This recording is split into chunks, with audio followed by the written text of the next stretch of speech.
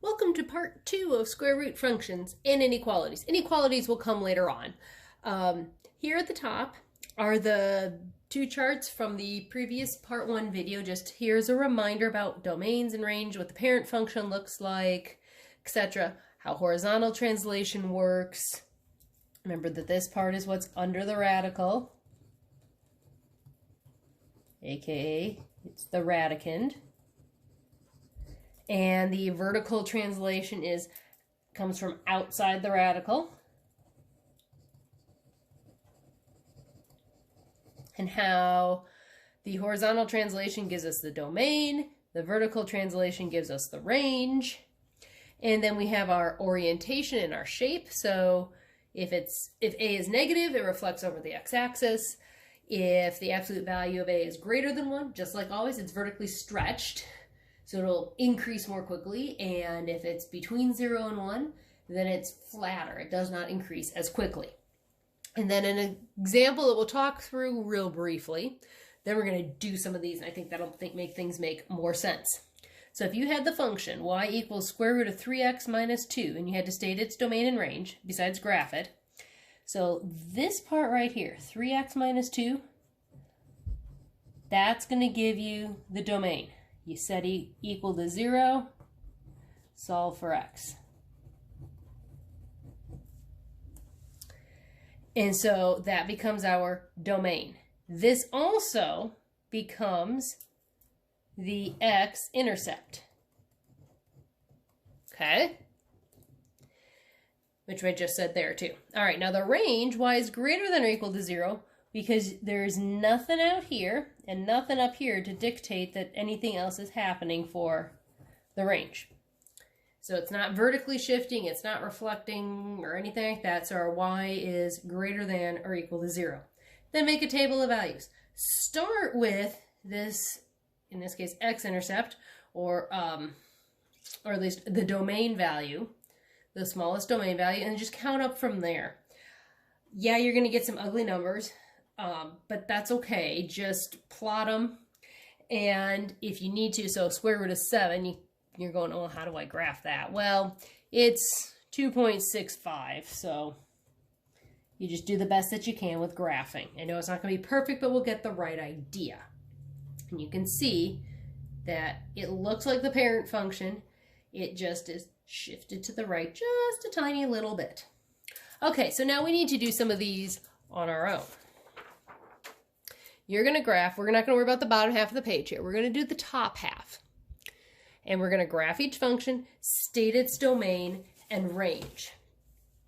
So we're going to use the information that we have to help us figure out what's happening. And we can make a table of values, all that good stuff. So I'm going to start over here on the side. I'll write a few things down.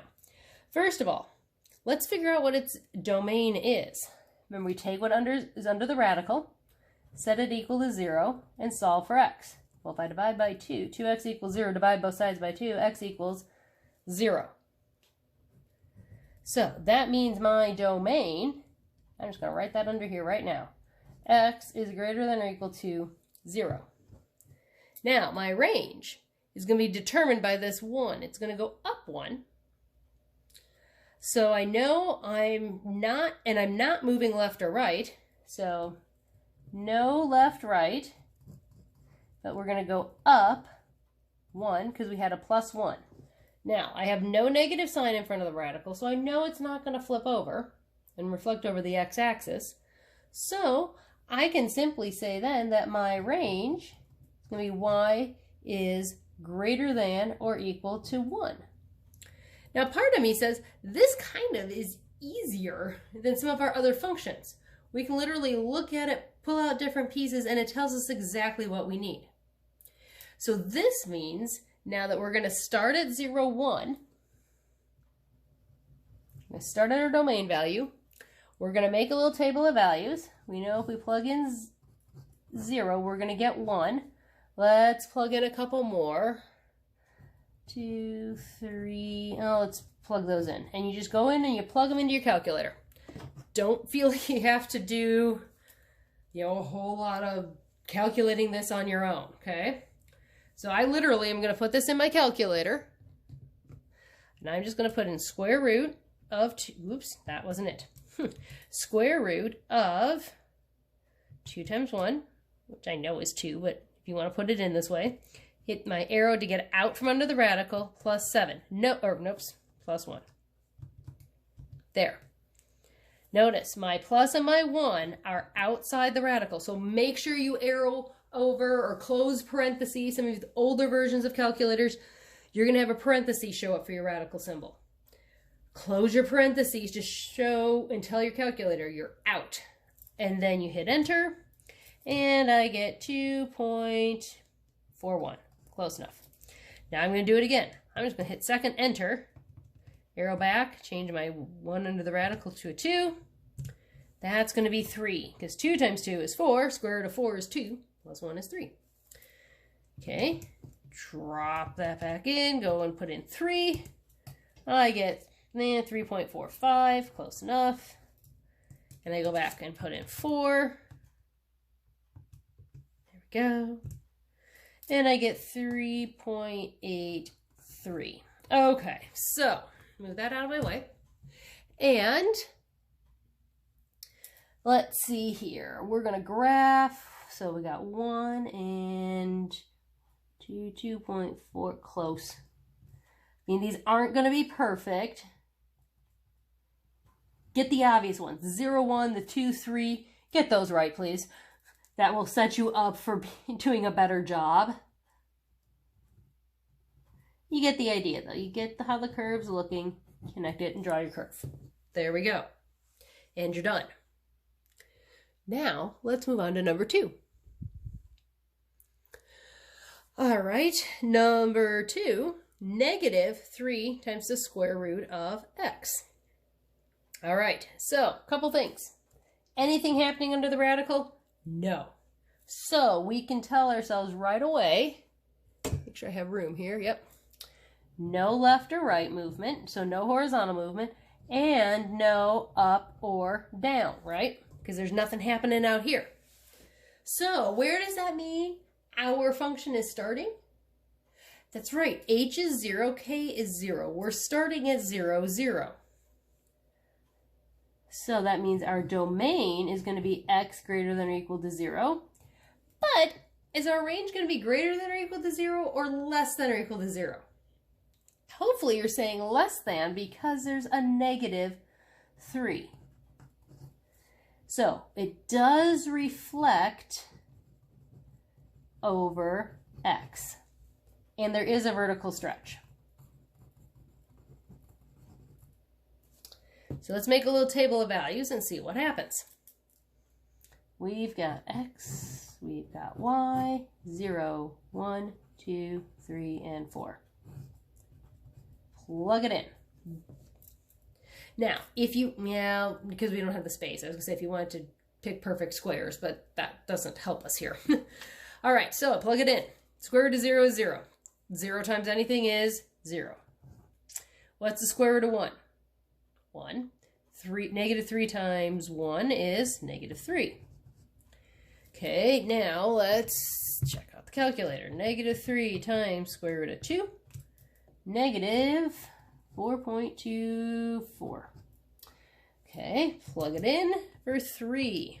I just use second enter a lot once I've got it in.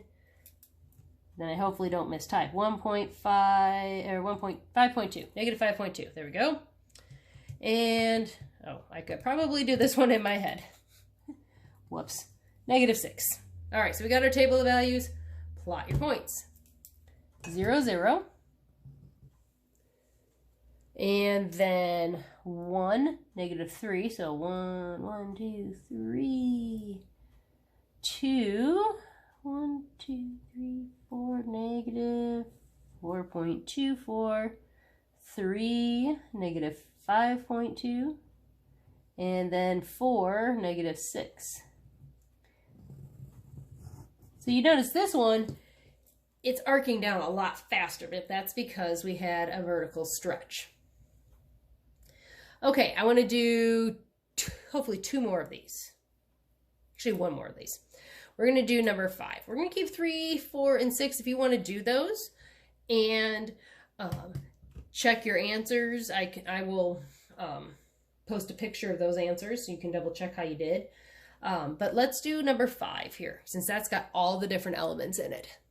Okay, so first thing we're going to do is we're going to take our radicand, set it equal to 0. 2x minus 3 equals 0, because this will help us find our domain and our starting point for x. We add 3 to both sides. 2x equals 3, divide both sides by 2, x equals 3/2. That means our domain is x is greater than or equal to 3/2. So we know it's going to shift right. So it shifts right 3/2. How far is it moving vertically? Hopefully you said up 2. Which means our domain, or not our domain, our range is going to be y and 2, but what kind of symbol? Less than or greater than 2? Less than or equal to, greater than or equal to. Hopefully you're saying less than or equal to, because there is a reflection over x. All right, so now we're going to start our chart. We're going to start at 3/2. And we know that that's going to be, when we plug that in, we're going to get 2. Now let's just pick a couple more numbers. Let's just count up. 2, 3, 4, and 5.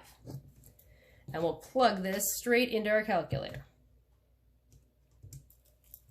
All right, our equation, negative square root, and if you have if you need to put parentheses in, I'm going to go 2 times 2 minus 3.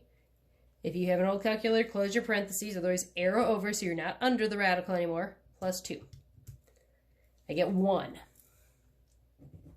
I'm just going to second enter, go back, and I'm going to change my x from 2 times 2 to 2 times 3 minus 3. I get 0.27. Go back. 2 times 4 minus 3. Negative 0.23. Or 24. Sorry, let's round correctly. And lastly, go back. Plug in 5. Negative 0.65. Okay, now let's graph. Oh, that'll be fun. So first point, 1.5. So 1.5, 2. Okay, we know it's going to be going down. So now we go find 2, 1. Then we go to 3, and it's just above the x-axis. We go to 4, and it's just below. And 5 is just a little further down. Connect your dots, and voila, you have graphed a square root function. You'll get to practice a few more of these on your own. Good luck.